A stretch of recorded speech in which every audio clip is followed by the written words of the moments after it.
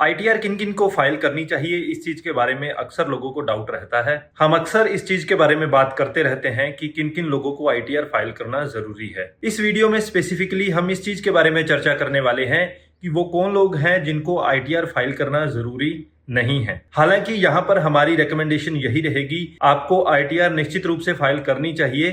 अगर आप ITR file करने वाले मैंडेटरी वाले दायरे में नहीं आते हैं तब भी बहुत से ऐसे काम हैं जहां पर अगर आपने पुरानी आईटीआर फाइल कर रखी हो तो वो काम करने में आपको सुविधा रहती है।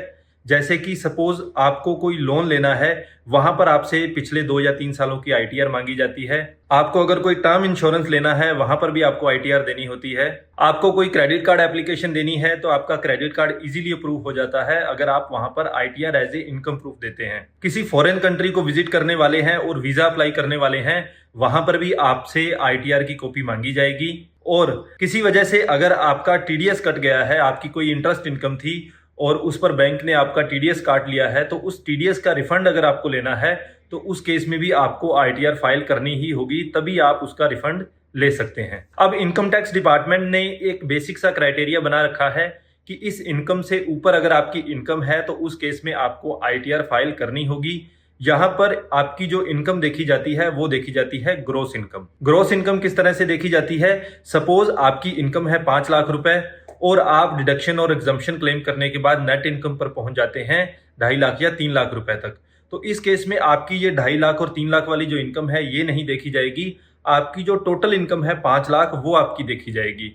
तो ग्रॉस इनकम अगर आपकी 2.5 लाख या उससे ज्यादा होती है तो उस केस में आपको आईटीआर फाइल करना मैंडेटरी है। अब चूंकि इंडिया में 2 तरह के टैक्स रिजीम काम करते हैं, ओल्ड टैक्स रिजीम और न्यू टैक्स रिजीम। तो ओल्ड टैक्स रिजीम में तो यही 2.5 लाख वाली है basic limit, basic exemption limit. लेकिन न्यू टैक्स रिजीम की बात करें तो वहां पर बेसिक एग्जम्पशन लिमिट जो है वो 3 लाख रुपए होती है। यानी कि 3 लाख रुपए से ऊपर अगर आपकी इनकम जाएगी तो उस केस में आपको आईटीआर फाइल करना जरूरी है। लेकिन अगर आप ओल्ड टैक्स रिजीम ऑप्ट करते हैं तो उस केस में ये बेसिक लिमिट जो है ये 2.5 लाख रुपए ही रहने वाली है। अब इनकम टैक्स में बेसिकली 5 तरह की इनकम मानी जाती है। पहली इनकम तो हो गई सैलरी से इनकम या पेंशन से इनकम जो आती है वो वाली इनकम। दूसरी इनकम आती है इनकम फ्रॉम हाउस प्रॉपर्टी। तीसरी तरह की इनकम आती है कैपिटल गेन से जुड़ी हुई जो इनकम है। अब कैपिटल गेन में आपको शॉर्ट टर्म कैपिटल गेन भी हो सकता है, लॉन्ग टर्म कैपिटल गेन भी हो सकता है, या फिर अगर आपने कोई रियल एस्टेट या अपना कोई घर पुराना बेचा है लॉन्ग टर्म रखने के बाद तो वहां पर भी आपको long term capital gain tax देना पड़ सकता है, वहां पर जो भी आप कैपिटल गेन प्राप्त करने वाले हैं। इसके अलावा फोर्थ इनकम यहां पर मानी जाती है बिजनेस इनकम की, और 5वीं इनकम जो है इनकम फ्रॉम अदर सोर्सेस। अब यहां पर कुछ लोगों को स्पेशल कैटेगरी की इनकम भी हो सकती है, जैसे सपोज कुछ लोग क्रिप्टो में इन्वेस्ट कर रहे हैं, वहां से कुछ पैसा कमा रहे हैं, या फिर ये ड्रीम 11 जैसी कुछ एप्स चल रही हैं, वहां से भी अगर आप पैसा कमाते हैं तो उस केस में आपको 30% टैक्स उस इनकम पर देना होता है। और वहां पर इनकम चाहे आपकी कुछ भी हो उस पर आपको आईटीआर फाइल करनी जरूरी होती है। अब यहां पर एक बेसिक कंफ्यूजन ये भी रहता है कि कोई व्यक्ति कहता है मेरी इनकम 5 लाख रुपए से कम है, या न्यू टैक्स रिजीम ऑप्ट करता है तो वो कहता है मेरी इनकम 7 लाख रुपए से कम है, तो मेरी इनकम टैक्सेबल है ही नहीं, तो मेरे को आईटीआर भरने की भी जरूरत नहीं है। ऐसा नहीं है। ओल्ड टैक्स रिजीम की अगर हम बात करें तो वहां पर अगर आपकी इनकम 2.5 लाख रुपए से ऊपर है तो उस केस में आपको आईटीआर फाइल करना मैंडेटरी है। लेकिन ओल्ड टैक्स रिजीम में आप जहां तक देखेंगे कि टैक्स जो है आपको 5 लाख रुपए तक कोई टैक्स नहीं देना होता है। एक्चुअली टैक्स लैब्स के अकॉर्डिंग 5 लाख रुपए तक आपका टैक्स बनता है 12,500 रुपए, और सेक्शन 87A के अंडर इस 12,500 रुपए की आपको छूट दे दी जाती है। यही कारण है कि 5 लाख रुपए तक आपको किसी तरह का कोई टैक्स नहीं देना पड़ता है। ठीक इसी तरीके से न्यू टैक्स रिजीम में 7 लाख रुपए तक आपको कोई टैक्स नहीं देना पड़ता है। 7 लाख रुपए तक जो भी टैक्स बनता है वो सेक्शन 87A के अंडर आपको उसमें छूट दे दी जाती है।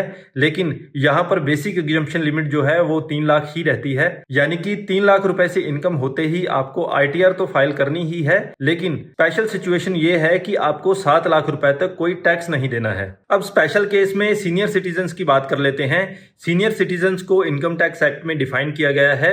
सीनियर सिटीजन 60 से 80 साल जिनकी एज है उन्हें सीनियर सिटीजन माना जाता है, और जिनकी एज 80 साल से ज्यादा है उनको सुपर सीनियर सिटीजन यहाँ पर माना जाता है। सीनियर सिटीजन के लिए बेसिक एग्जम्पशन लिमिट रहती है 3 लाख और सुपर सीनियर सिटीजन के लिए ये लिमिट रहती है 5 लाख रुपए। यहाँ पर सीनियर सिटीजन की एक स्पेशल कैटेगरी और है, अगर किसी सीनियर सिटीजन की एज 75 ईयर्स से ज्यादा है तो उस केस में उसको माना जाता है स्पेसिफाइड सीनियर सिटीजन। और उस सीनियर सिटीजन की अगर सिर्फ 2 तरह की इनकम है, जैसे कि उसकी पेंशन से इनकम है प्लस जिस बैंक में वो अपना पेंशन अकाउंट मेंटेन कर रहा है वहीं से उसकी इंटरेस्ट इनकम है, तो एक ही बैंक में आपकी पेंशन आ रही है वहीं से आपकी इंटरेस्ट इनकम है, तो उस केस में इस स्पेसिफाइड सीनियर सिटीजन को आईटीआर फाइल करने की आवश्यकता नहीं है। वो अपने बैंक को एक डिक्लेरेशन दे सकता है और बैंक इस स्पेसिफाइड सीनियर सिटीजन के बिहाफ पर जो भी उसका टैक्स बनने वाला है वो काट के ऑटोमेटिकली इनकम टैक्स डिपार्टमेंट को रेमिट कर देगा। तो ऐसी सिचुएशन में स्पेसिफाइड सीनियर सिटीजन को किसी भी तरह की आईटीआर फाइल करने की आवश्यकता नहीं है। तो ये थी एक डिटेल्ड इंफॉर्मेशन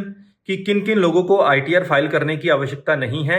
इसके बारे में अगर आपका कोई और डाउट हो तो आप हमसे कमेंट बॉक्स में पूछ सकते हैं या डिस्क्रिप्शन बॉक्स में दिए गए लिंक्स का प्रयोग करके आप हमसे डायरेक्टली कांटेक्ट भी कर सकते हैं। For more such informative videos please do like and share the video and don't forget to subscribe the channel. Thank you so much.